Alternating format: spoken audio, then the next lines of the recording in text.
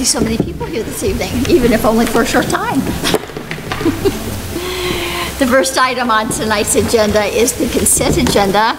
It's a listing of a group of items to be acted upon with a single motion and vote. It's designed to expedite the handling of regular routine matters by council. I will ask if a citizen or council member wishes to have any specific item removed from the consent agenda, and at that time, if there's an item that you would like to see tabled, speak up prior to the vote.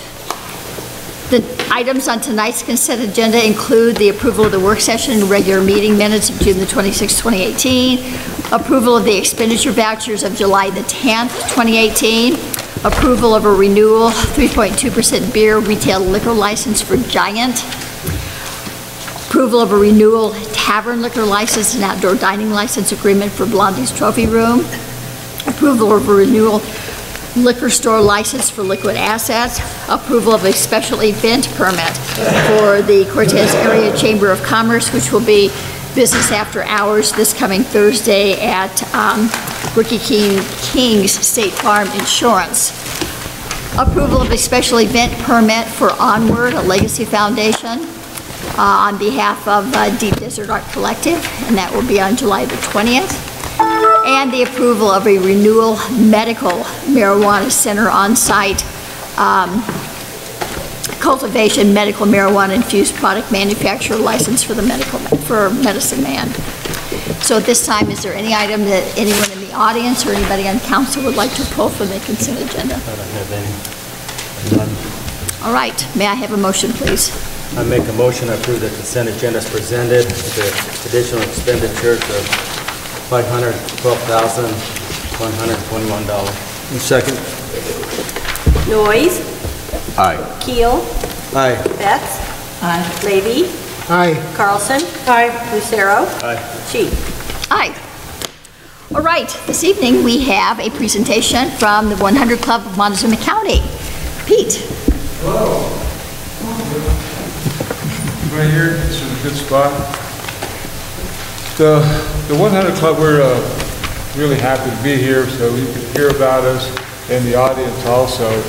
There's probably a number of folks who don't know what the 100 Club is about, so I will read our mission statement. Our mission: provide immediate financial assistance for the families of all first responders who have lost their lives in the line of duty in Montezuma and Dolores counties. That's our sole mission. If one of our first responders were to lose their life, we would be there immediately with financial support. One of the most often asked questions is, who are the first responders? Those are, it's easy to pick out the firefighters and law enforcement, but there's also search and rescue, wildlife officers, EMTs, paramedics. All these are people who are in our area that whenever we're hurt, lost, something tragic is going on, they are there to support all of us.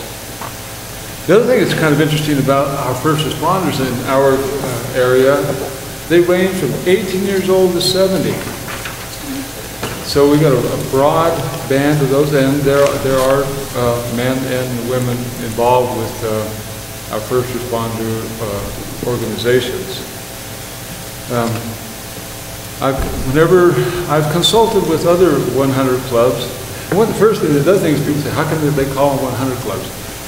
To be a member of a 100 club, of which there are many throughout the United States, it's $100, and then you are a member of the 100 club. So I've consulted with the Durango 100 Club, mostly about bylaws, do's and don'ts, things along those lines. Whenever Dale Claxton lost his life in the line of duty, which was about, we just celebrated his 20th anniversary just earlier this spring. Durango 100 Club responded immediately, and they went to Roy Lane and Chief Lane, and they offered financial support for the Claxton family. I've also talked with the 100 Club of Albuquerque and of Arizona. They're 100 clubs for the same reason, just to understand, some problems that they encountered, so we don't have to go through that same problem. We've had an awful lot of close calls here in Montezuma and Dolores counties with our first responders. We've had shots taken at some of our police officers with high-powered rifles, and we've had our firefighters respond to large fires where there were propane tanks that were exploding. Some of them were engulfed in flames, but because of their protective equipment, they escaped. We've been close during the last couple of years. So, got my notes here. There was an original 100 Club that was formed right after Officer Claxton lost his life. And that original one, it was funded, I mean, it was really headed up by Bill Hutchison and Patsy Hart. They've both since passed away. And then the other one was John Greenmeyer. John moved out of the area. And the fourth was Scott Tipton, and we know what Scott's up to these days. So the club went fairly inactive. In fact, it went totally inactive, and the monies that they had raised was sheeted over to the state. Chuck Forth, we were having an Onward Foundation meeting, and he was looking at all the nonprofit organizations in Montezuma County, and he saw this 100 Club. He had no idea what it was. I happened to be there, and he asked, does anyone know? Well, fortunately, I did know what 100 Club was. And went about, they had gone, they're out of compliance with the Secretary of State. So I went hunting to see where the money was. And I found out, it was at a local bank.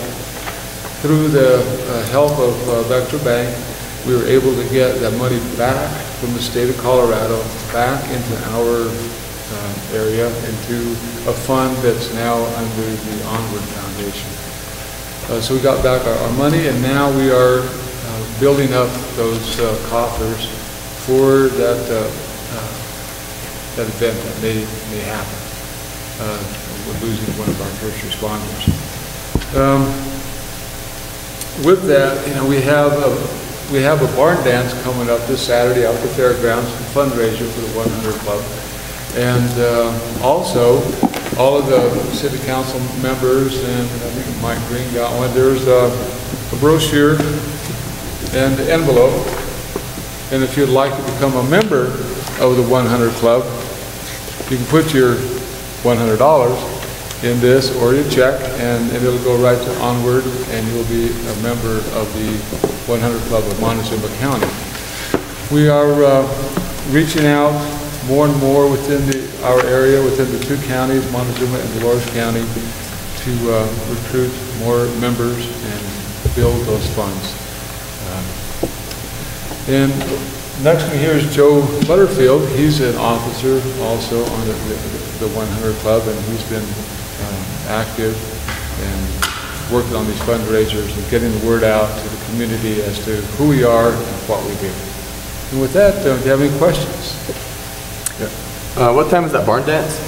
It's, it starts at 5:30. It's a barn dance and barbecue. So we'll have food at 5:30. The Civil Air Patrol is be in the color guard for it, and then the dance starts at 8. And that is in the indoor arena at the fairgrounds, not the outdoor. Okay. Are there any other questions? I have none. Thank you, guys. Thank you. Thank you. Thank you. We hope never to lose anybody, but it's nice to know that somebody's working on having some funds available. Right, at this time, we have an opportunity for citizen participation. Is there anybody that would like to speak to council? And if so, if you will go to the podium, state your name and your address.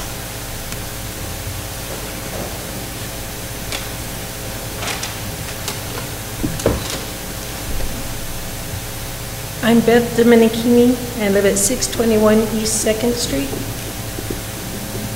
I'm here to discuss the policy regarding the Parks and Rec policy about instructors. I am a swim instructor at the pool. I've been teaching lessons in Cortez for 24 years.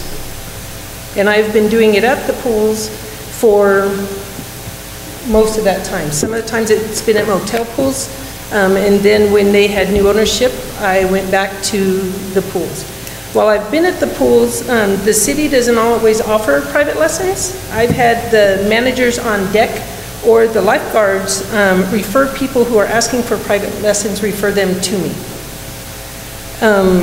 In the past, there's never been an issue until this summer. The only place I'm concerned with that you want the liability insurance, or that they're proposing the liability insurance, is how they're going to police that. And the only place that you actually see something occurring over and over and over again is at the swimming pool, because that's the only place you have manned.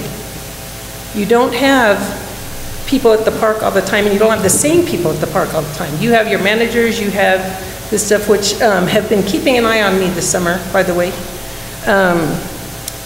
So I'm a little concerned with that aspect of it, that it's going to be policing the swimming pool. Because how are you going to, and how are you going to fund the policing of the other areas? So that is a concern that I have, because it should not only be for the pool, it should be the tennis courts, the golf course, baseball, God bless you, football, skateboard, BMX, what about the mountain bike paths? Are those city? How are you going to do that if people are teaching? Because I've had people go out and help teach me out on the mountain bike trails. So then that's another area you'd have to cover. They mentioned about the liability insurance. On this form that I got off of the website, it said that CIRSA, if I'm saying that correctly, leaves it up to the members to decide if the insurance requirements should be, but no matter what, the city will be covered. So I shouldn't have to be forced to get a liability insurance, I don't believe, because I don't see anybody else going to have to do that. And in the swimming pool, we're the safest place because you do have guards and stuff there. I'm following the rules, we're following the rules, and we're just working on water safety. So I'm a little concerned with this policy, that it is directed specifically at the swimming pool. We had quite a lengthy discussion. I think you were there probably for a good portion of that, or at least part of it. And the decision was made to send it back to staff, have them come up with some wording so that we could actually see something on a piece of paper. We talked about a number of things. Part of the concern that a number of the councilmen expressed was, you know, how regulatory do we as a city want to get? I think the difference between what you're talking about and some of the other things that came up during the course of the discussion is how often does it occur? Is it on a regular basis? Are these lessons that are being provided, are they using city facilities and then being compensated for lessons?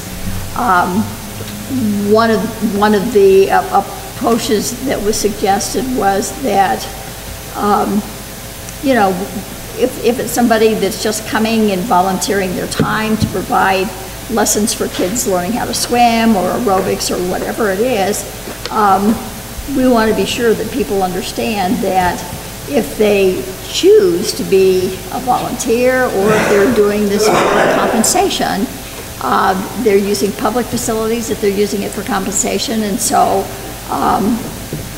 we'd like to have them register with that facility, and a percentage of whatever it is that they make comes back because it's a public facility, and that helps to support that facility. If it's done just as a service to friends or family members, or just because you enjoy doing it and get satisfaction out of it, then we think that it's important for people to know that there's always, sadly, in this litigious society that we live in, there's always the chance that you can be sued for something. And while the city is covered by CIRSA, The sad thing is that because the city is perceived to have deeper pockets than probably a private individual, we'd like to either have the person sign up as a volunteer so that they are then covered under our insurance policy, or have additional insurance. And it's actually a protection for the person that's providing those lessons as well, because most of us, even if we're found to be non-culpable for something, it still is expensive to defend ourselves. I'm assuming that this will probably be brought back to council, perhaps if not the next council meeting, the one after that, so that we have a chance to be able to actually look at some things on paper. And so I would encourage you to follow the agenda and see what's going to be up at the next council meeting or the following one, and then come back and see if we've been able to come up with something that looks like you could live with. Does that help? Yeah, but we also have to be really careful of talking in absolutes, like when we say we feel or we this. Nothing's been decided. No, nothing. We haven't come to any sort of conclusion on this. And I gathered from our workshop that there's a certain amount of us that do feel like it needs to be addressed more clearly, and feel that it is a little bit authoritative in its current state, me being one of those. So nothing has been decided as far as what we're doing. Well, that's why I'm saying when you say we, I didn't mean to imply there isn't. We're waiting to see what they come up with. Nothing's been decided yet. Right. So, anyway. Okay, my name is Cindy Elliott, and Can you speak up just a little bit? Sure. My name is Cindy Elliott, and I live at 580 North Harrison Street. I want to thank you for allowing me this time to hear my concerns, which includes a sense of uncertainty and suspicion, and comments on the subject of a new proposed policy named outside instruction that was on the website this week. I have two signed statements. There are two individuals that signed statements here, and I have 8 copies, and you can let me know what to do with those copies, hand it to you, Ms. Sheik or someone else. But on Thursday, June the 21st, these two individuals that I have statements on were paying individuals at the city pool when the pool supervisor contacted Mr. Minikini in the water. I question the supervisor's train of thought for this and absence of professionalism in this position. Clearly, I do understand the city's concern of liability and the city's insurance with today's risk and change in society today. I've read the proposed policy that was on the site, and as I hear you discuss this, this is nothing that was in force before this. I defined proposed policy, and it's to put forward for consideration, adoption, or suggest a change. But as you will read in the statements that I have, Beth was told that this was a city policy already in enforcement. Lastly, I want to confirm, as Beth had explained, to the pool supervisor the day before, which was Wednesday the 20th. Now the statements are from Thursday the 21st. There was no compensation for what she was doing. It was out of kindness and enjoyment. And that's all I have to say. If you have any questions, I'm open for questions, but I do have signed statements of what happened on Thursday the 21st. Yeah, Give them to me and I'll pass them down. Sure.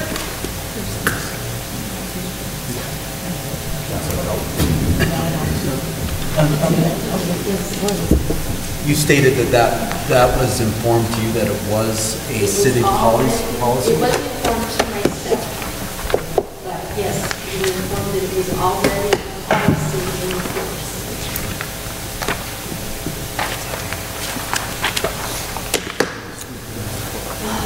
Thank you very much. Thank you. Is there anybody else that would like to address council at this time?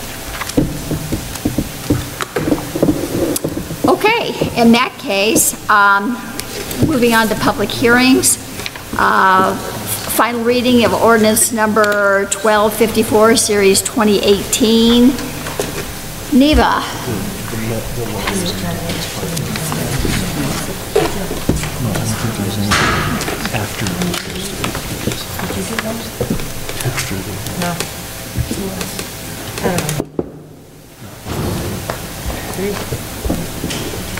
Okay, can you guys hear me better at this microphone? All right.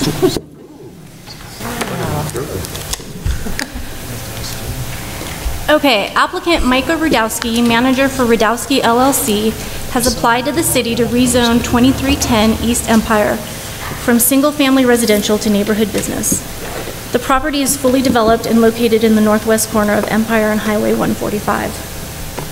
The applicant is seeking to use the property for golf training, video instruction, coaching, fitness, and retail sales of golf equipment.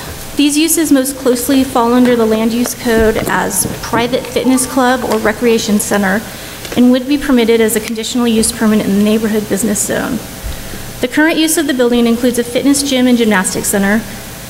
The Planning and Zoning Commission did discuss the current uses of this building in December of 2017 and interpreted the use as legally non-conforming. This building has a long history of having conditional use permits where the terms weren't fulfilled, and somehow in the 90s a gym ended up in the building, and it's been a series of gyms since then. Surrounding uses are single-family residential to the north, east, and west, multifamily to the south, and commercial highway to the southeast. This location was previously denied rezoning requests in 2005 from R1 to commercial. In both those cases, the Planning Commission and Council determined that commercial highway to be incompatible with the surrounding residential uses. However, in general, neighborhood business uses have much less impact than higher intensity uses in the commercial district. So again, this rezoning is to go to neighborhood business, not commercial. The staff report reviews the criteria presented in the land use code for rezoning. In general, it does not appear the site was zoned in error. There has been an increase in development activity over the years along Highway 145, and the comp plan does support flexible zoning and zoning designations that support local businesses. The existing commercial nature of the building makes it unlikely that residential use will ever occur on this lot. However, spot zoning does conflict with the land use code. The project was sent out for agency review and public comments. Comments were not received from the public, but were received from agencies and included in the staff report. There were no objections to this project. So in the ordinance, I do include 3 conditions, and one of which is that if the owners would like to expand the current use of the building, they will need to obtain a conditional use permit to move forward, with or without rezoning. Do you have any questions? Are there any questions, council? I have none. All right, if there are no questions, may I have a motion? Oh, I need to open this up to public hearing. Is there anybody that would like to speak for or against this? All right, seeing no one step forward, I close the public hearing. If there are no other questions or comments, may I have a motion? I make the motion to approve the request to rezone Lot 9A of the Christian Minor subdivision at 2310 East Empire from single-family residential to neighborhood business, as submitted by Micah Rudowski, manager for Rudowski Unlimited Limited Liability Company, with 3 conditions, and recommend approval of ordinance number 1254, Series 2018, changing the City of Cortez zoning map to reflect said rezoning. And I'll second that. Betts? Aye. Noyes? Aye. Lucero? Aye. Carlson? Aye. Levy? Aye. Keel? Aye. Sheep? Aye. Now you're good to go. I know it's been a long process. We will look forward to seeing you open your facility. Let us know when you have your open house. Congratulations. Thanks. All right. The next public hearing is final reading on ordinance number 1255, series 2018, regarding the Justice Building Complex real estate and termination of Justice Building Complex property agreement with Montezuma County. Mike. The city and the county have jointly owned, I call it the north side of, I guess, the park there between Park Street and Mildred on Empire. And in the past, there was just a justice building, and then we built the police department. And currently, the county owns the footprint of the justice building, and the city owns the footprint of the police department. The other areas were handled by mutual agreements as to who would maintain them, who could use them, and how they went. The county has, I think tomorrow morning they're closing, or tomorrow afternoon they're closing with the Kiva to sell them the old justice building, and so this is pretty timely. What we're doing through 2 deeds, well, let me back up. The city subdivided the area, both the real estate and the buildings, into 2 parcels, a west parcel and an east parcel. The city and the county would deed the west parcel to the city, and the city and the county would deed the east parcel to the county. What that would do is transfer ownership of the buildings and the footprints and all the other areas according to the plat, and it would also get rid of some agreements that we've had over the years as to how to jointly manage that particular real estate and how to use it. And so staff is recommending that we authorize that the board authorize the mayor to sign the deeds, and then we'll get them delivered for the county to sign tomorrow morning. And then the Kiva will, as I understand it, be closing on the building tomorrow. Good, good at last. Are there any questions or comments, council? I have none. No. Oh, okay, then I hereby open this up to public hearing. Is there anybody that would like to speak for or against this change? Okay, seeing no takers. If there are no other questions or comments, may I have a motion? I make a motion approving the final reading of ordinance 1255, series 2018, an ordinance regarding the Justice Building Complex real estate and terminating the Justice Building Complex property agreement with Montezuma County. Second. Carlson. Aye. Levy. Aye. Noyes. Aye. Keel. Aye. Lucero. Aye. Betts. Aye. Sheik. Aye. All right. We have no unfinished business, so we'll move on to new business, the voluntary collection agreement for lodger's tax. Kathy. Good evening. First of all, I would like to acknowledge Kelly Kirkpatrick with Mesa Verde Tourism. She was instrumental in helping us define how to get a hold of Airbnb and how to collect taxes. So we've been discussing this for several months, and this is the first VRBO that she's actually been able to pin down.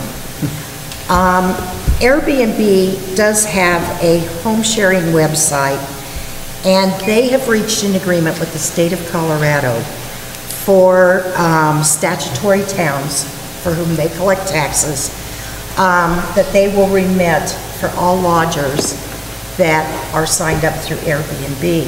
Since we are a home rule municipality, we don't fall under that agreement. And therefore, I contacted Airbnb with also the help of the town of Pagosa Springs and talked to a gentleman who did send me one of their voluntary collection agreements, which would enable the city to have at least those VRBOs that are administered through Airbnb, for them to collect the taxes at the time they book the room and remit to the city of Cortez. It has always been a challenge, first of all, to identify within the city limits, particularly what are vacation rentals by owner or home ownership that rents out also on less than a 30-day basis. And we know that there are multiple properties in the state of Colorado that Airbnb has They state that there are 22,000 listings in Colorado. Of that, we don't know how many are in the city of Cortez, but by having that, we should be able to bring into compliance and bring in more revenues for those lodgings that are advertised through Airbnb. We'll not know what the impacts are fiscally on that.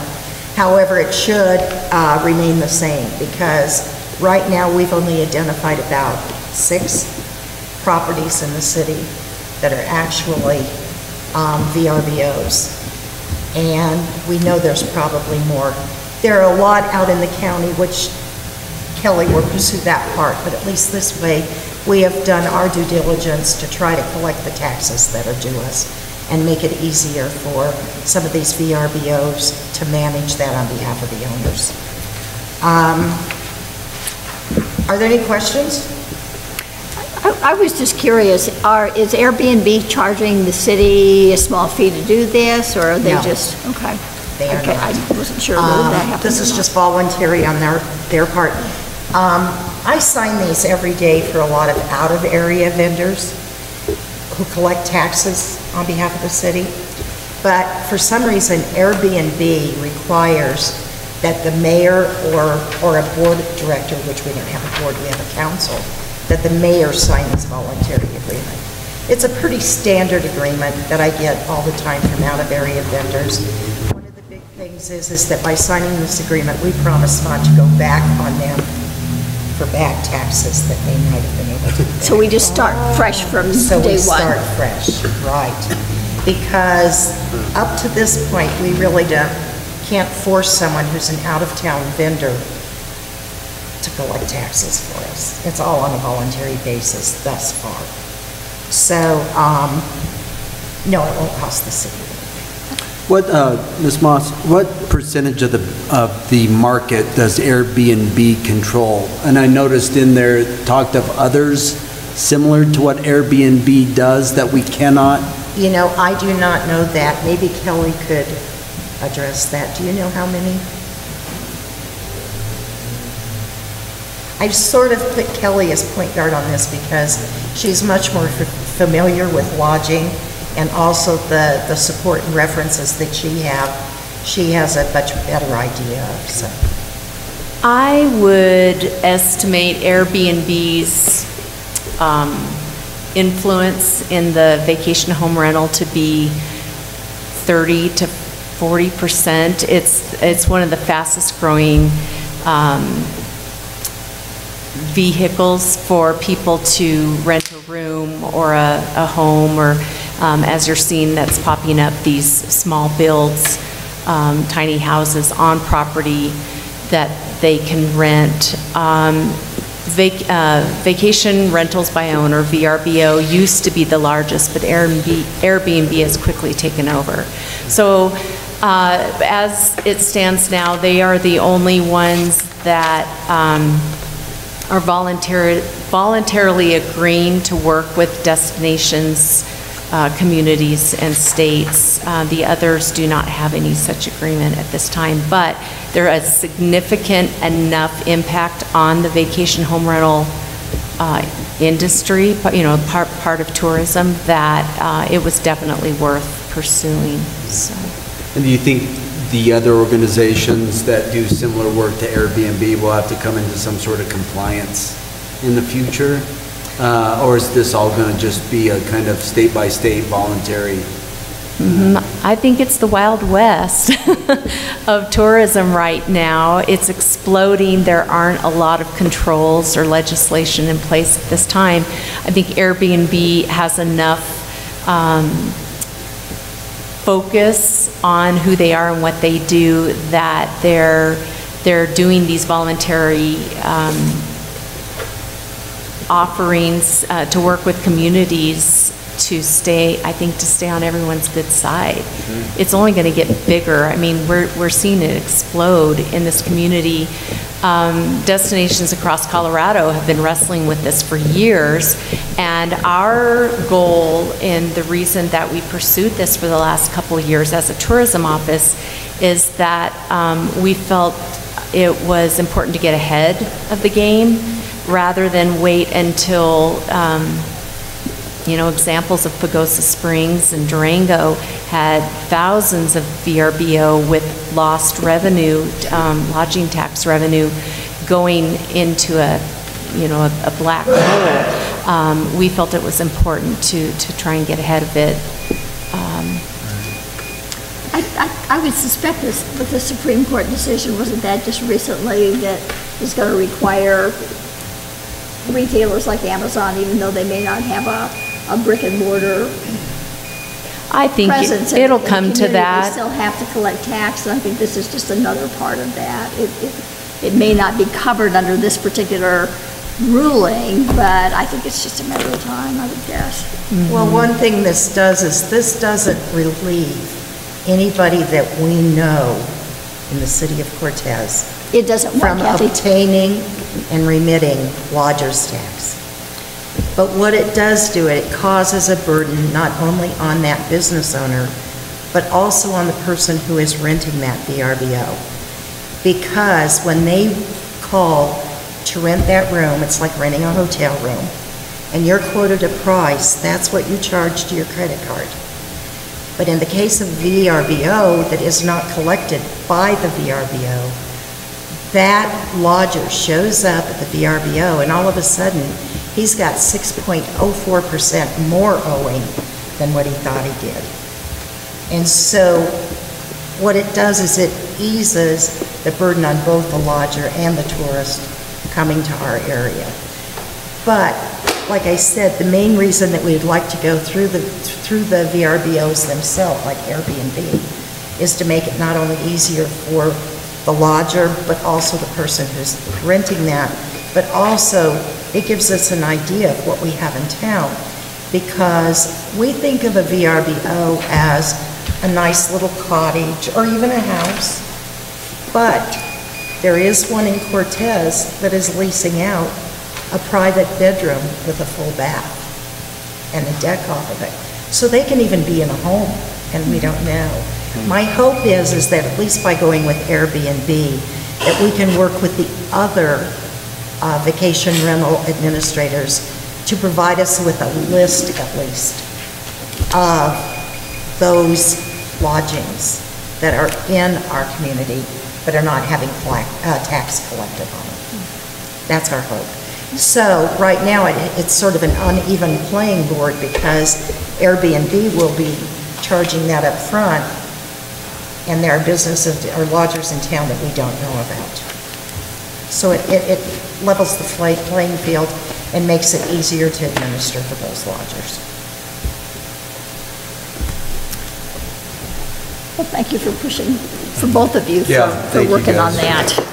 Foresight. With the, I don't have anything else to say, but I would like council to move to approve the mayor to sign the agreement as presented by Airbnb, so that we can get them on board. They said it takes 2 months, and we missed the first month, so they will start September 1st.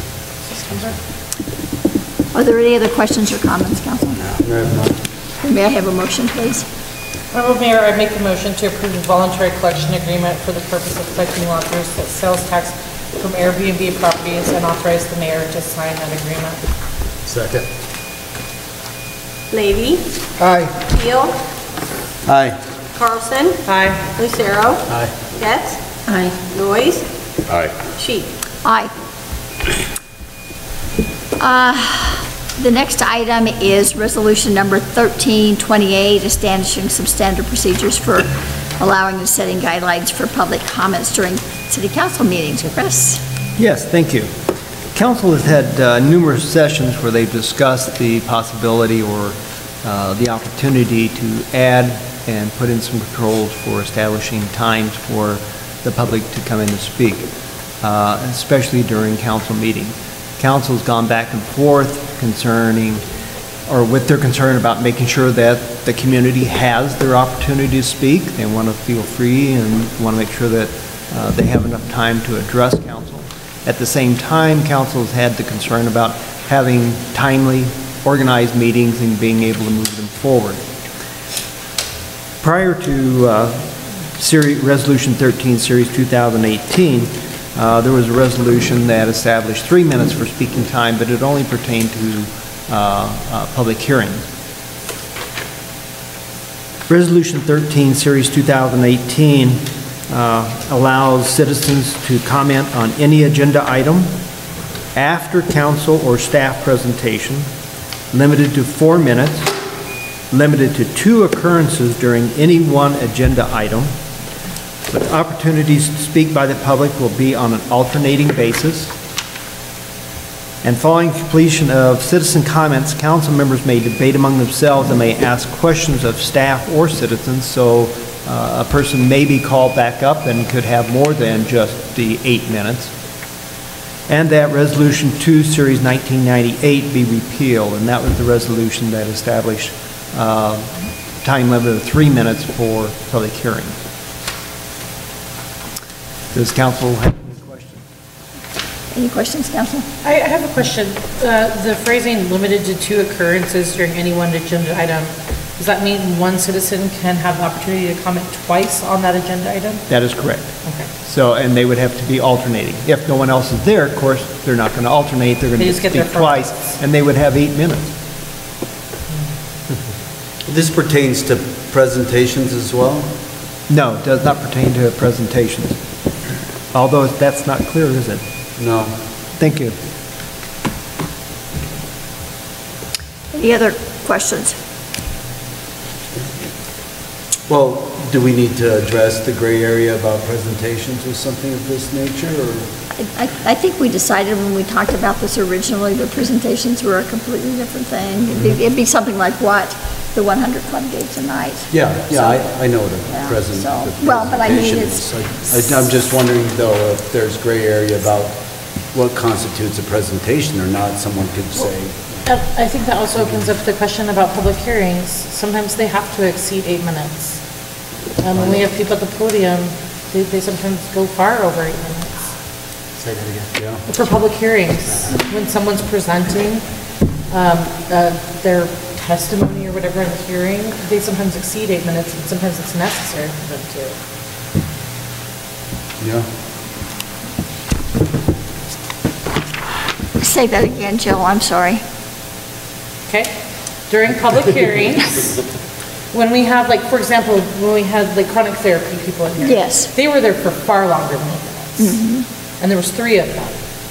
So under this ordinance, we're talking about 24 minutes between the 3 of them, minimum. I think they were up there longer than that. So are we going, I guess that's a question for Mike. Mike, we can't necessarily. With the public hearings, what I've also noticed is when you guys, the council starts asking questions, and you expect answers back because you're getting information about what to do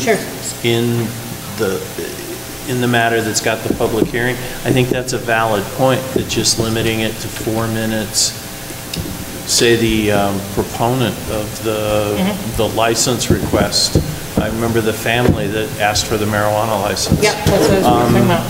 You know, so we might have to look at that, and perhaps the applicants or the proponents can have what's an adequate time, and maybe that's the confusion here. Maybe the public doesn't include the applicants. And I say another question would be too, if it does include the applicants, if the Q&A back and forth between council stops the time from running. You know, if we're asking questions beyond their presentation, I feel like there maybe needs some more guidance in this. That was a special, different case there, wasn't it? It was, Wasn't that a but it's jury? not, but it's not Wasn't something we that a haven't jury? seen. And that's why I think it's important to address this. because- Well, I think, let's go back. I think the public hearing is not the part where the applicants present, because what we've done, as I'm recalling, is staff presents, and then the applicants are invited to present, and so I'm backpedaling here. And after the applicants present, I made a mistake. Then the public hearing is opened, and what that would be is for non-applicant, non-interested people to be able to get up and be limited to 4 minutes. I don't think this limits the applicants or the people that are, you know, trying to get their deal done here, limits them in any way. They've got to have what is necessary, part of due process. And so I think Chris did a good job here, and he didn't, you know, by leaving the applicants out. Okay. And I apologize for reading it too quickly. No, not you, Mike. So there's no gray area with the presentation? I don't see one, if those folks that are there take longer than 4 minutes, well, it's a presentation, that's a agendized item, and so they need whatever time it takes. But wait, though, there's a specific language in the initial resolution. It says during public hearings. It specifically says that in the top part.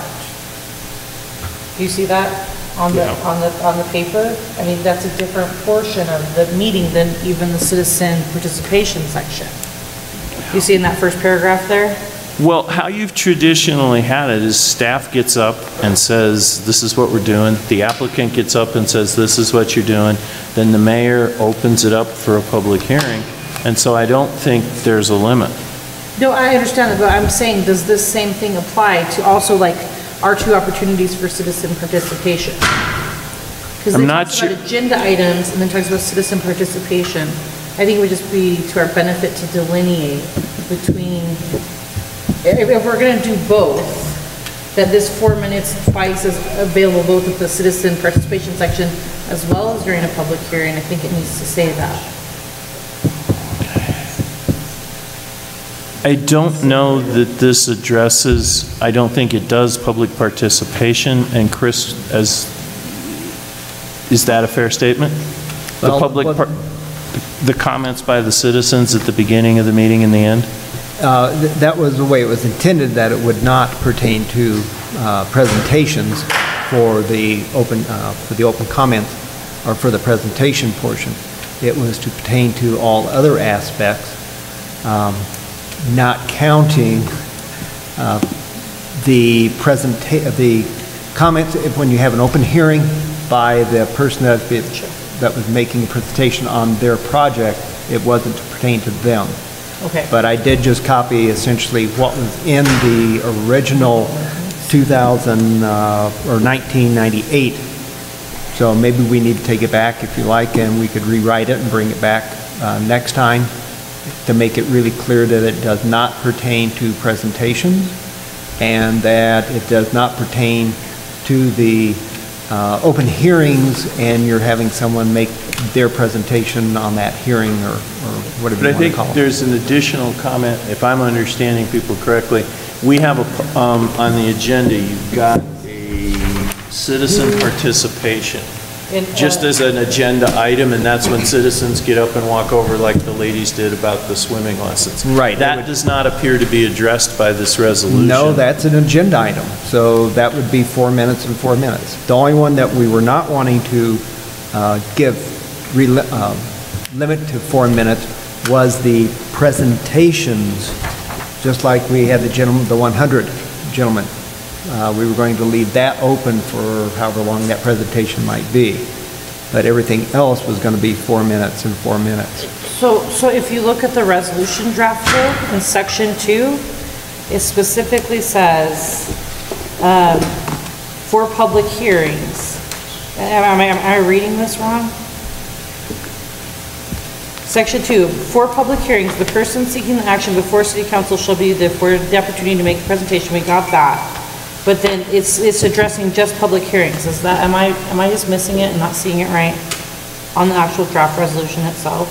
Yeah, the proponent was to be allowed as much time as possible. Sure. But once you opened up the public hearing, anyone that was commenting would be limited to 4 minutes and 4 minutes. I think what some of the confusion comes from as I read through this is it talks about each agenda item the staff or council would present, and for citizen participation that doesn't happen. It's just the citizens. And so I don't know. I mean, if council wants this more clearly stated, it's not a big deal to take it back and put your comments in, and we can do it that way, or you can accept it the way it is. It's up. I think if we're going to do it, we should do it right. And so I would make a motion to table it and fix it and bring it back. Second. Keel. Aye. Betts. Levy. Aye. Noyes. Aye. Lucero. Aye. Carlson. Aye. Sheik. Aye. And if I might ask a couple of quick questions so we make sure we get it correct for the next time, is one, it should not pertain to presentations. I see that it's actually down in section 7 of the draft resolution. It says there'll be no time limit for presentation. Okay.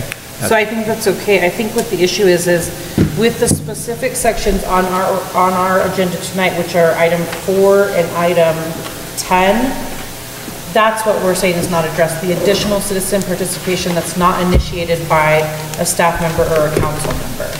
Just where we open it up and say, do you want to talk about something? That's the one, I think. Okay, and so we're good to go on public hearings, you believe? Yeah, then? I think it looks good. I don't have a, I think Chris and I can make it, bring it back to you and it'll be fixed. Okay, thank you. All right. Okay. Thanks, Chris. All right. Ordinance 1256, Series 2018, the salary and compensation for the municipal judge of the city of Cortez. Mike? There recently was some state legislation passed which says that in municipal courts, when someone is arrested, they have to be brought before a judge within 48 hours, and whatever they were scheduled for has to happen. So if you arrest somebody on a warrant because they missed their sentencing, then they have to be sentenced within that 48 hours or released on a PR bond by the sheriff. And what's happening is we only hold municipal court on one day of the week, which is Mondays. And so people were getting released and right back out and reoffending and right back out and reoffending. It's created some issues. So what Judge Shaner thought, and this gets to why we're doing this, was that he would have optional court days on Wednesday and Friday, ballpark every 48 hours. And if there were people in custody, he could then hold whatever hearings he needed to do or continue them or release them or whatever. And it would stop what people would kind of call the catch and release system, where I arrest somebody and I let them loose, they reoffend, they get arrested again, and it's extremely frustrating for everybody. The judge has previously been set on an annual salary. He did not get an hourly rate. And so when I got looking at this, what he wanted to do was any optional court, like these Wednesday and Friday hearings, the occasional jury trial, which could take up a whole day, he would get paid $80 an hour for time spent. That's something different than what we had, and because it involved, okay, when do you get $80, it was decided we needed to do a contract with him. And it looked like that's all we were going to be doing. Well, then in a history lesson, I read the charter, and the charter said council was supposed to set the judge's salary by ordinance. And so what we are doing at this point in time is stating his annual salary and his optional hours in the ordinance. We're doing it to judges in general, not specific to Shaner. In case you get a different judge, then this ordinance would be in effect. And if you move this on to second reading and it gets passed next meeting when this comes up, we'll have a resolution and a contract for you to look at and approve with Shaner, which states exactly what's going on. The judges have been all over the place over the years. I think up until a fellow by the name of Sheeran decided he wanted withholding taken out. Other judges were just 1099 flat, they were contract. Judges, the judge, me, and the manager are the only three people in the city that work directly for you. So that's the other reason why you need to set the salary for the judge. And then we'll approve the contract hopefully and move from there. I'm trying to leave this vague enough so if Shaner or somebody else wants to go back to a 1099 format, they can. It costs the city some money to do it with paycheck withholdings. You need to pay, for example, the Social Security contribution, some other things. I don't know that it amounts to that much. I've not seen a paycheck stub for him, but his gross is around 18,000 plus. So staff is recommending that we have to do this for the charter, that you adopt the ordinance setting his annual salary at the 18,000 plus, and then additional court time at $80 an hour. And when we bring the contract back to you, that will more specifically define how things work. I'm trying to leave it fluid enough to be able to operate in the future and yet meet the requirements of the charter. And we've never had a contract with a judge before. This is the first time. It's always been, hey, you're the judge and here's your check, however they arrange to get it paid, and that's what's happened. And so that's where we'll be going. What's happened previous years that we weren't in compliance? Nobody, I'll be honest, I never realized it was a charter provision that you had to set his annual salary. And when I do things anymore, the first thing I do is I double check on the charter because I had to have a contract. Never had a contract. It's always been he gets approved by you to be hired. I think the budget has been used to set his salary in the past, just like everybody else. Currently, he's an employee for withholding purposes and some training purposes, but that's how it's been handled since my first contact with the city back in 1986. There's just never been a contract that I'm aware of. Well, how was he compensated in the past when, before the 48? I mean, has there been a period of time when there was a 48-hour requirement? How do we compensate him?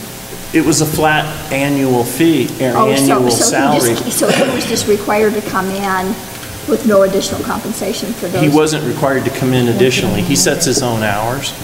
And so the understanding, the way he explained it to me, because I did not negotiate his original deal, was that he understood it was for a one-day-a-week court, which is how court was set up when he took over, and some administrative things that Carla might call him for to sign warrants and things like that, or if there was somebody needed released from jail. And so it was pretty well set.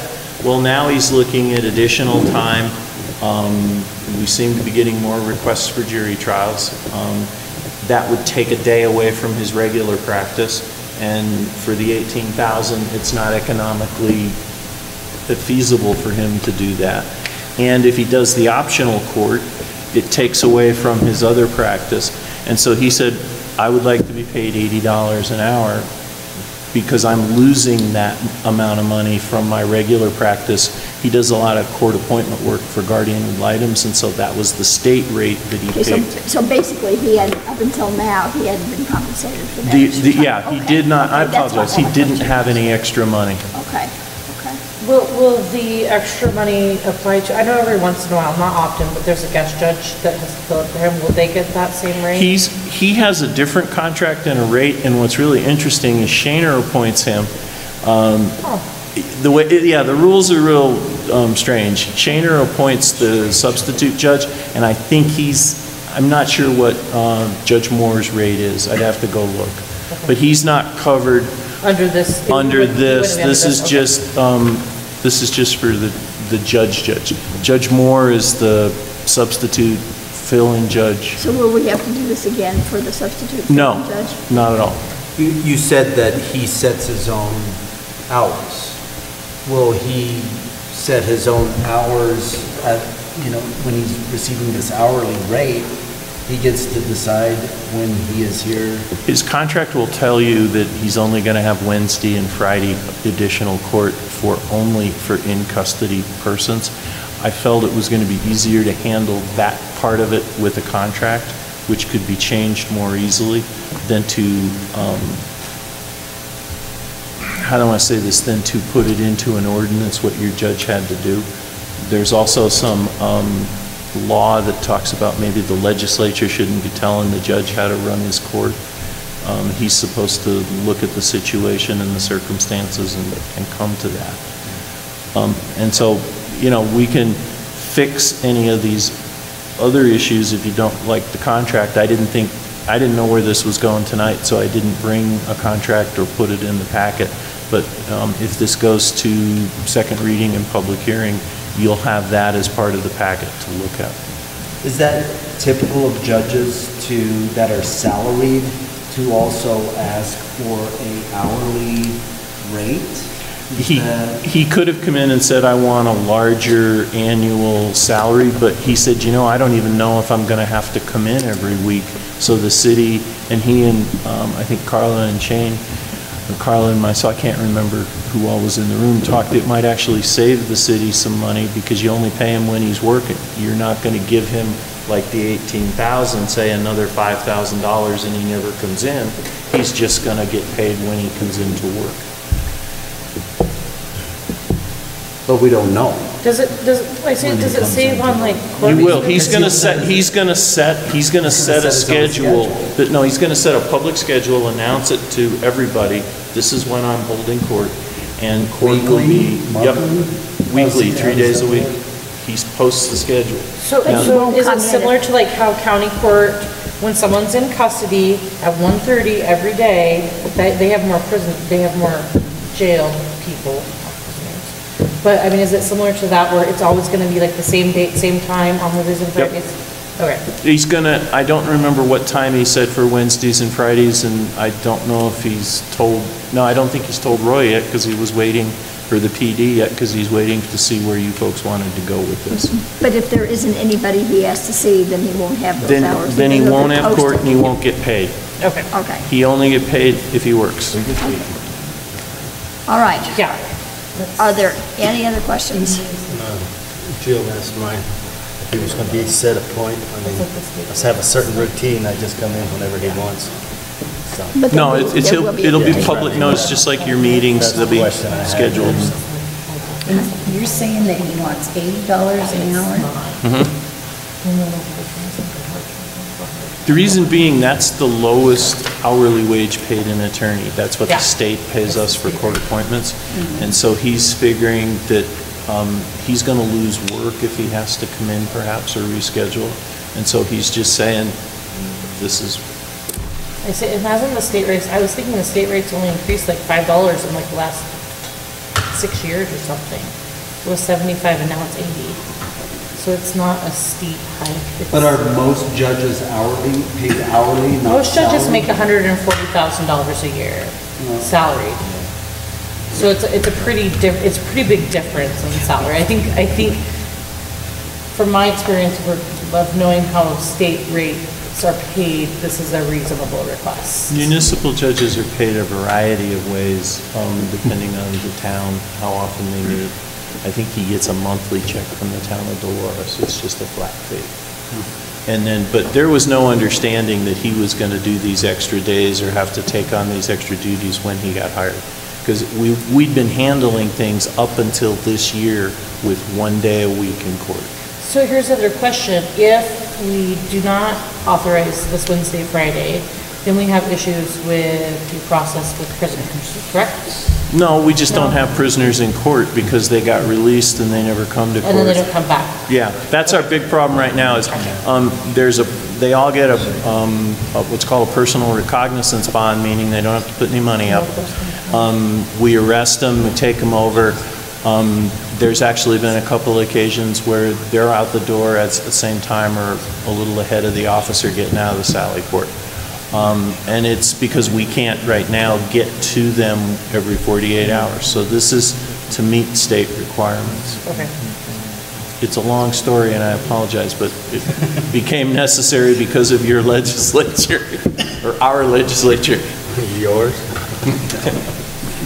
Well, nothing else, it sounds like, it's a good eye-opener that we need to be able to know that this ordinance has something to do with us as well as its salary. I mean, news to me. I don't know about the rest of you, but we need to be cognizant of that. That's, when it falls on our plate, that we know that. So, a good time to just brush up on stuff, I guess. Well, and I can bring you guys some information about what he does and what his duties are, just in general, set by the state, so you know that. And it is a good idea to get caught up every once in a while on what we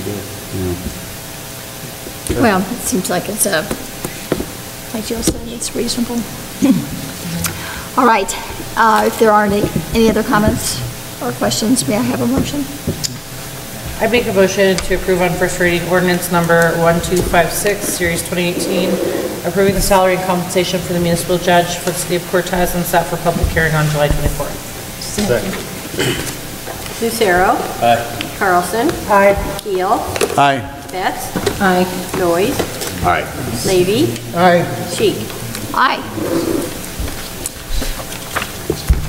All right, Dean, the BMX park. Yes, good evening, City Council. Yes, we're looking at facility naming with the Parque de Vida Bike Complex, which, may be a little different than that as I read later, but the Cortez BMX Youth Organization approached myself and the Parks and Recreation and Forestry Advisory Board about the prospects of adding a facility sign and naming the Cortez BMX track area after the Mark Baxter family.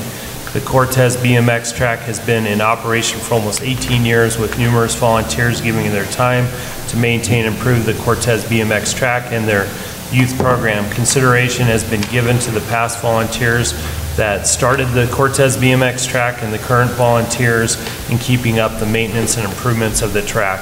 Mark and Stacy Baxter have been the track operators for over 11 years and have even continued to volunteer for the last at least 2 years, even though their son was racing, left Cortez to go to college. Please, and then I have hard copies of the 3 letters of recommendation before you that Linda made, and then also too, as we go through, a copy of the facility naming resolution as well. The City of Cortez Parks, Recreation, and Forestry Advisory Board members reviewed the request for naming the Parque de Vida Bike Complex after the Mark Baxter family at their Friday, June 15th Advisory Board meeting. The Advisory Board members reviewed the city's facility naming resolution criteria to see if the Mark Baxter family met that criteria. The Advisory Board members agreed that the Mark Baxter family met the criteria of individuals who have made an unusually outstanding public service contribution. The Advisory Board members also considered the naming of the sub-facility was appropriate regarding the volunteer work that have been done for the Cortez BMX track and the pump track and the Cortez BMX youth program in general. Following the above discussion, the City of Cortez Parks, Recreation, Forestry Advisory Board members voted unanimously to recommend the Parque de Vida Bike Complex be named after the Mark Baxter family. After the last City Council workshop meeting on Tuesday, June 26th, myself brought the request for the facility naming of the Parque de Vida Bike Complex after the Mark Baxter family before the council for discussion. Discussion ensued about some concerns of past community volunteers that have given time to the BMX facility and program where they may be deserving of facility naming recognition for their volunteer work as well. Also, some concern was brought forth about naming a facility after one still living, and if something later happened to an individual with a negative connotation, how that would reflect upon that facility being named after that individual. I stated that regardless of naming the facility after anyone, I would like to see a facility sign posted for that area of Parque de Vida with the facility name being the Cortez Bike Complex or something at least close to that if a specific name is not approved. Before us tonight we have Chris White from the Cortez BMX group, and he's one of the leaders of that group, and if the council may indulge, if he could approach the podium for a couple minutes, is that sure okay for him to do that? Thanks. And Chris is another one that's given a lot of time to that facility, particularly he's put a lot of focus on the facility itself, and I think he represents the Cortez BMX very good. Good evening, my name is Chris White. I live at 713 East 4th Street. I come to kind of plea our case why we'd like to name the track after Mark Baxter and the Baxter family. We've been a part of it for 5 years. I've seen the work that Mark and Stacy do with the kids in this community. And some of these kids, they don't have the money to race, but there's also, a scholarship that we put out for some of these kids, and a lot of that is because of Mark and Stacy Baxter. We raise money just through our everyday races, and we want to make sure that every kid has a chance. And with Mark and Stacy, the 5 years I've been there, I've seen kids that were in trouble and that definitely needed an outlet, that Mark will take it and take the time and talk to these kids. There's some that, you know, going through tough times, maybe mom and dad are going through separation, but those kids open up to Mark and Stacy. They really feel that they're safe talking and speaking with Mark and Stacy, and it's made me want to be a part of that program. I love working with them. They actually taught me, you know, to open up. Don't hold yourself back with these kids, because you don't know what kind of diamonds are there. They're there. And as a board, I'm the president of the board, and I've spoke with all the other board members that we have, and we all believe the same way, that we don't think that the Cortez BMX track would be where it's at without that kind of heart, that kind of a person at the helm. Those people dedicate a lot of time. I know, because I'm there a lot with Mark. When it comes to redesigning that BMX track every 3 years, like last year we did it, we spent a month and a half almost every evening on that track. And so it takes, you don't get nothing out of it. Our season starts late spring and goes through the fall until our state races are completed, and Mark's there Monday night, Tuesday night, and sometimes Saturdays. We race every other Saturday, we race every Monday night, and we have gate practice every Tuesday. And Mark's out there watering the track, making sure it's ready so that these kids don't get hurt. And then he donates his own personal bikes to kids that show up that want to race, so they have a bike to ride. And, you know, through the year that I've been involved, he's got a vision to keep doing this. It's not, now that Cole has left the house, and him and Stacy are right there with us every week, still giving their time. They love it. They love helping the kids. They're both involved with the schools. Mark works in Dolores, and it just gives him that much more connection with some of these kids. And they're really great people. I know that there's been some other people that have, you know, put their time in. Kent and Cindy Gallion, I believe they were the first ones that really put the track in. I know the Vestal family has put time in, but I don't think anybody has put as much time in as Mark Baxter. And I would love to invite you guys to come to our state qualifier race on July 21st. It'll be about 1 o'clock. We'll start. We'll have racers from all over the state.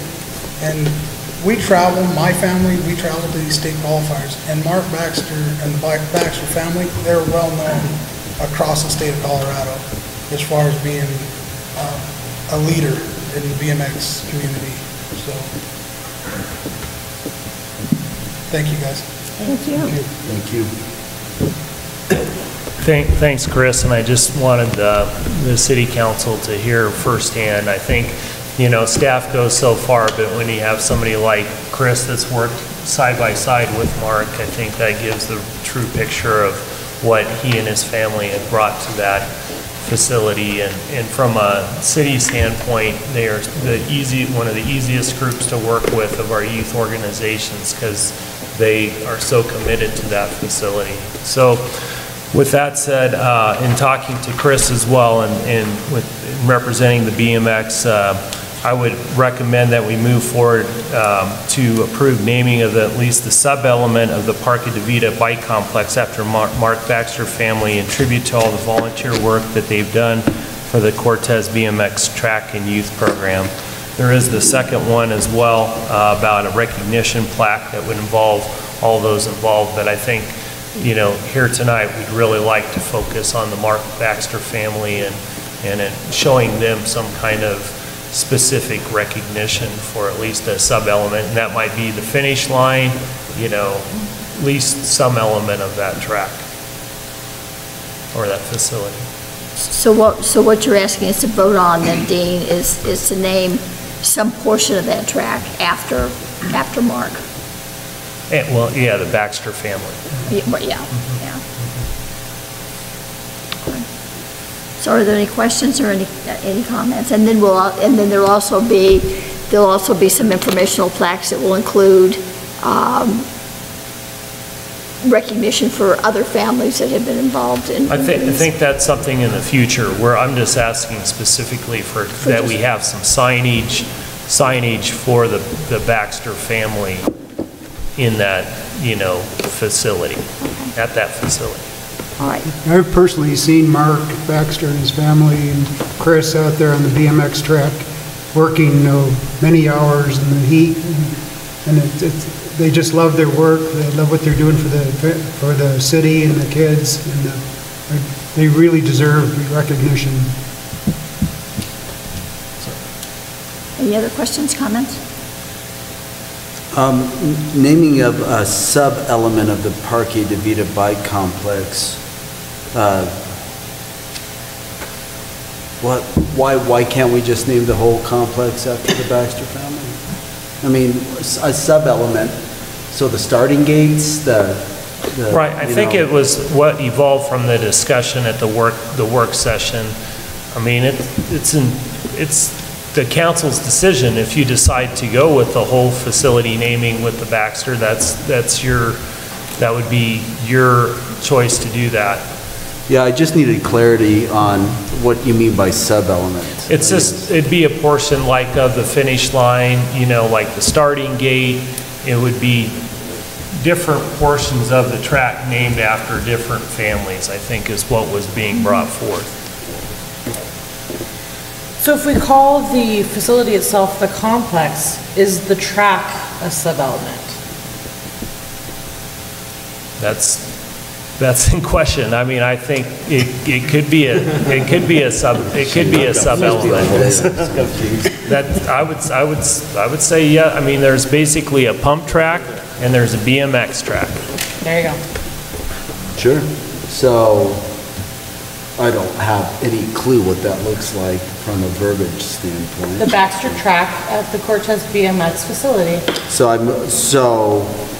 Okay, I see what you're saying. And make a motion to approve the naming of the BMX track at the Parque de Vida Bike Complex after the Mark Baxter family, in tribute to all of the volunteer work they have done for the Cortez BMX track and youth program.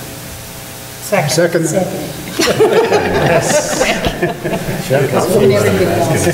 No.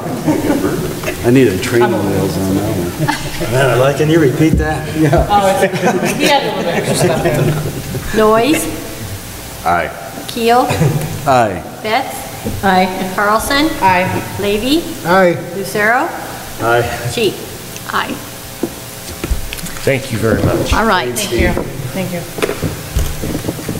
We have no draft resolutions or ordinances, no other items of business. At this time, is there a citizen that would like to address council?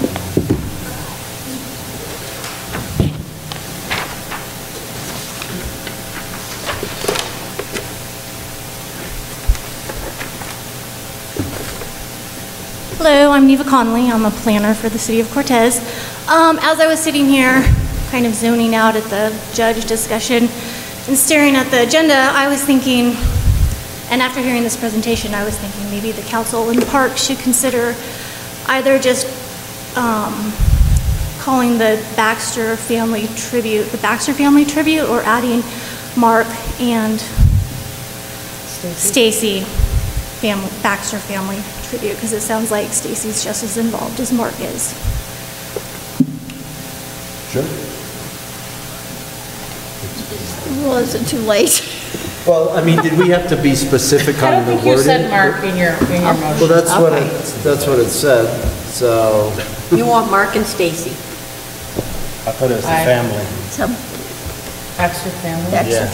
Okay, so the Baxter family. Yeah. Well, the kids were involved in the track too. It wasn't just Stacy and her. Yeah, so Do it'll we be need to have Baxter a whole family. new motion on that? What's that?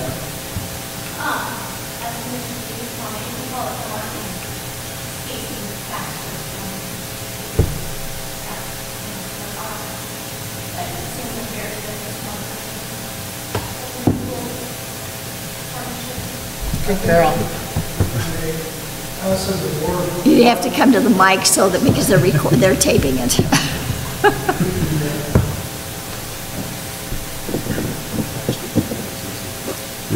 As a board, when we started discussing this, we were wanting to encompass that whole family, because their son Cole, he came back from Grand Junction this week, and he did a clinic for our kids. So I think as a family, just the Baxter family is a whole cover, each one of them that are involved with it. Because Cole's been just there as much as in his younger days during the track. Yeah, and I meant no disrespect. I'm just reading how it was presented to us. So it would be the Baxter family. Sure, Right. yeah, that'd be great. Okay, so, is that clear now? Okay. All right, are there any other citizen comments? Thanks, Eva. No city attorney's report. I would like to officially welcome John. This is his first evening as our new city manager, his first evening at a city council meeting. So hopefully you were comfortable and pleased enough that you'll come back for the next one. Yeah, you already signed the contract. You can't call it. I don't know, but do you have a city manager's update? Not really, but I do have a comment. Something we heard in the work session that I would like to recognize the Director of Planning and Building, Sam Proffer, and his staff. Alexis de Tocqueville said, "Power corrupts, but absolute power corrupts absolutely." And too often bureaucrats think that they have absolute power and can wield that however they want. And I think you've done an excellent job in picking staff who are level-headed and looking for compliance rather than enforcement, and using that heavy hand that they can use to get that enforcement. And I've had more heartburn in my career over staff who overextends, and I really want to say thank you to you, because you're the director of that department, but also that the staff you've hired recognize that they have the power, they don't need to use it. And thank you. Yeah.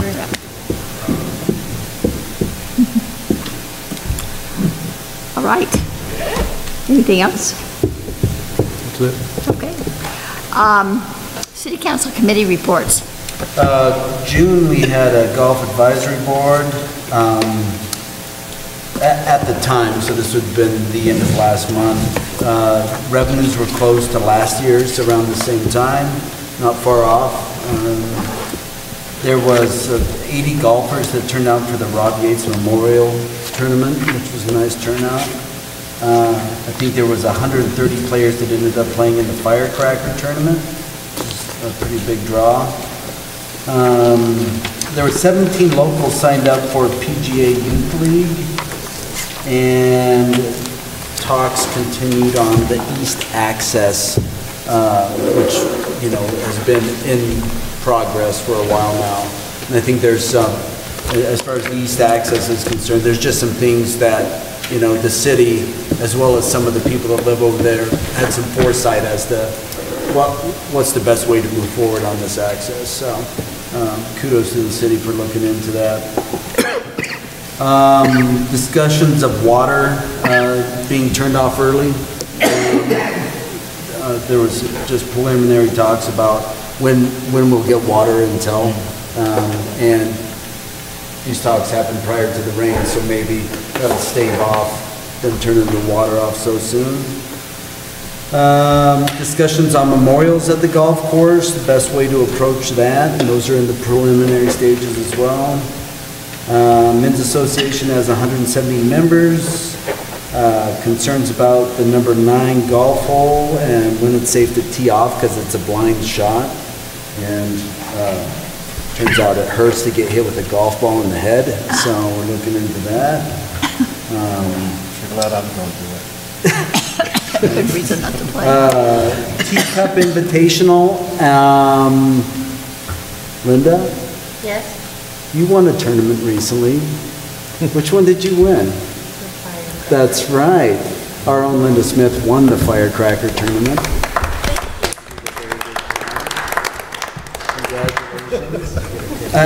Can you help me when is the teacup?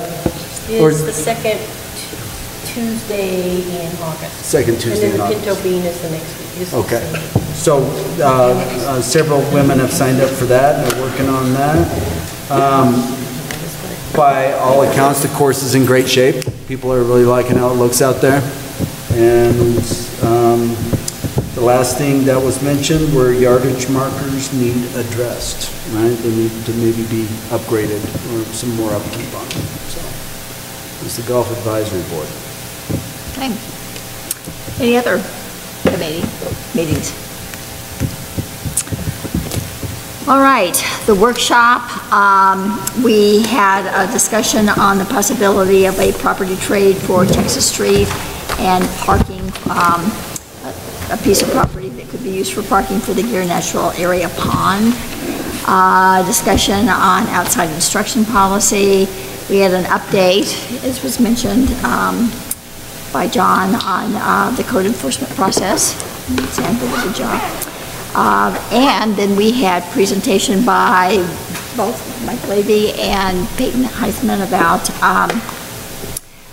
their time at the Cortez Municipal League Conference. They kind of filled us in on some of the workshops that they took and shared information and a willingness to provide us with additional information if we're interested. Just a couple things I've gotten, and I'm sure probably the rest of you have too, several really nice comments about how nice the 4th of July was this year.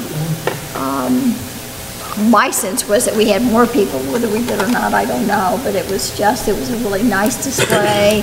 It was a beautiful evening. It was really, and I must tell you, I had some trepidation about when they made the decision to go ahead and hold them here. I was just a little bit concerned just because we saw what happened to the east. But it went off without a hitch, and I just thought they did a really nice job. So kudos for that. Piggyback on that, I want to thank all the Parks and Recs and whoever was involved.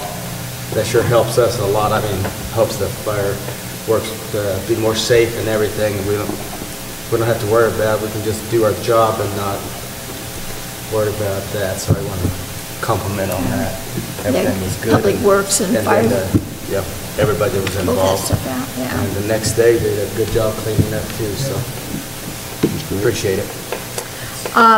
I'd like to remind folks, Jonathan Evison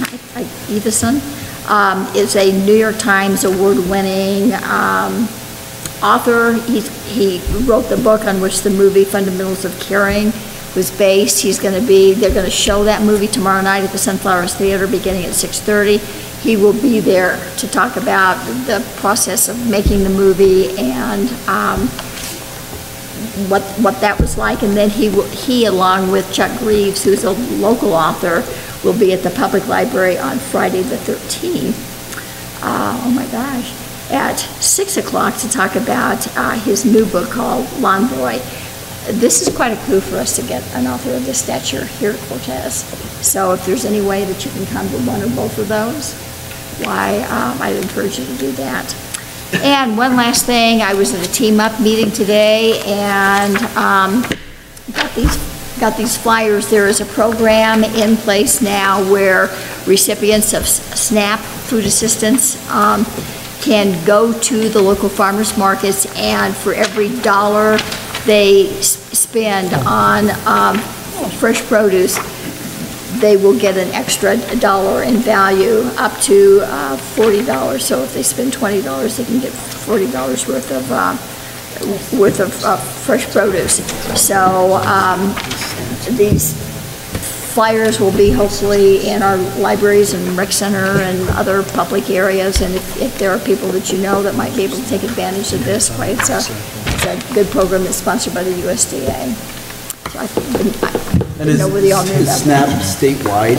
Is that? SNAP is it's a federal program, I think, isn't it? It's a federal program. Yeah. So. Supplemental nutrition assistance program. I think it's in addition to food stamps. What was that? It's in addition to food stamps.